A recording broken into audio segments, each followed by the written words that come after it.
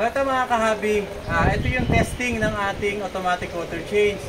At the same time, para makita nyo yung simulation kung paano ito nag-work para parehas.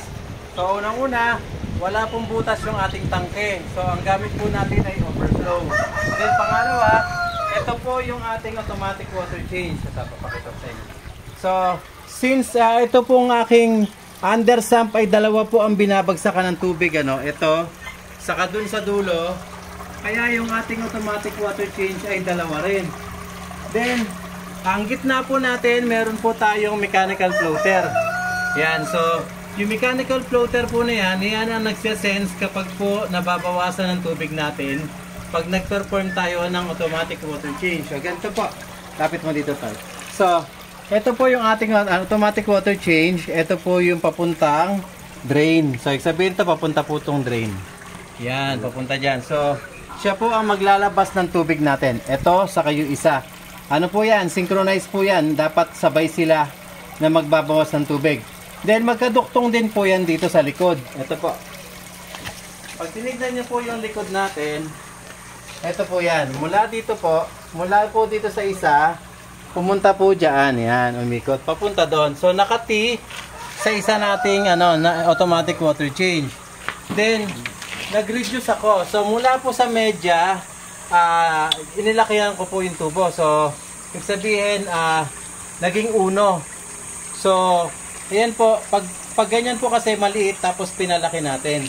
Para po hindi hirap yung ating dalawang automatic water change magsabay ng performance niya. So, pag po ito ay umandar, aandar din po yung kabila sabay. Then, kapag po ito, yung unang chamber po, ito, pakita ko mo, dito, lapit mo siya. Ito po, yung unang chamber po, ayan, kaya hindi ko po muna nilagyan ng itong unang chamber natin, ang kinukuhanan niya ng tubig. Ayan, saka yung kabila po, ayan. Kaya po, hindi ko muna nilagyan ng mga media para po nakikita nyo. Yan po sa ilalim. So, yung ilalim niyan, ang kukunan ng tubig, yung unang-unang chamber. Then, ito naman pong ating mga overflow. Ito, makikita nyo yung connection ng overflow natin. Pababa. So, ito po, dito nanggagaling ang tubig natin. Pataas. So, imbis na yung iba pong aquarium, pababa po ang butas, ang atin po baliktad, pataas. So, mula sa taas umaakyat ang tubig papunta sa baba. So, ganun po nagpe-perform yung ating overflow na ginawa. So, dalawa po yan, left and right din. Then, sa harap ito, pakita mo sa harap. Yan. Ganito, So, ito naman yung ginawa nating ilaw anyway.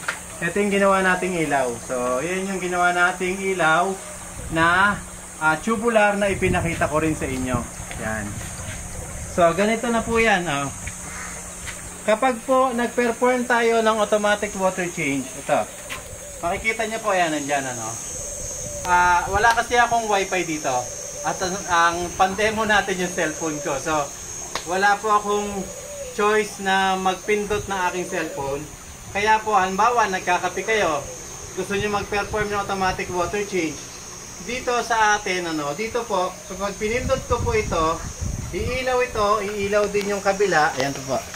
Pag pinindot ko po ito, iilaw to, magi-green to, iilaw din po yung kabila. Pag umilaw po yung kabila, parehas, ibig sabihin, magpe-perform sila ng automatic water change. Ang tubig po, maglalabas sa drain. Ito po. Nag-sample lang tayo ng drain ha. Mga kahabi, nag-sample lang ako. Ito, nilagyan ko lang to ng hose. Kaya may tulo ito. Kasi yung hose po ito. Yan.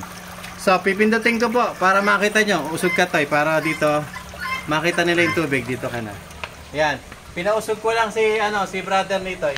Pag pinindot ko to, gigreen kabila. Tapos ang tubig dito, babagsak. So, ayan po.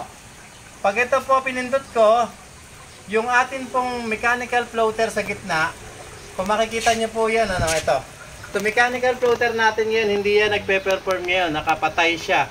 Pero pag na-sense niya na nabawasan ng tubig natin, magdadagdag naman yun ng tubig sa gitna.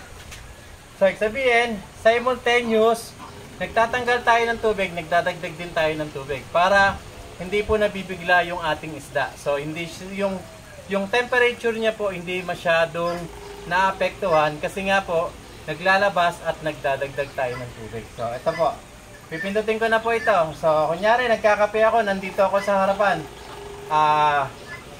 Hindi ko siya gagamitin as sa cellphone. Ito po, yan. Umilaw po ito, umilaw din po yung kabila. Yan. Tapos ito na po yung tubig. Yan. So yun naman po, makikita niyo yung mechanical floater natin. Sa gitna, yun. Yan.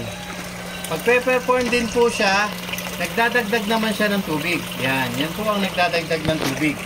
Kaya nga po, yung kabila, yung kabila, plus etong isa, nakailaw parehas. Pwede po yan i-schedule. Yung atin pong automatic water change ay pwede po yung naka-schedule. So, sabihin, pwede natin siyang i-calendar. Pwede rin kayong, nasa sa inyo kung daily kayo magpapalit ng tubig, kung sa gabi, sa umaga, depende sa inyo. Pwedeng nakakalendar yan. Sa cellphone, pwede rin kayo mag-perform kahit nasa US kayo o nasaan kayong lupalop ng mundo. Basta po may wifi kayo. Pwede po yan, wala pong problema dyan. Then, ito po, papatayin ko lang po kasi maraming tubig ang nauubos natin. So, pinatay ko siya. So, automatic din po yan, titigil. Yan. So, makikita nyo po. Yan. Nawawala na po yung tubig. So, ganyan po siya.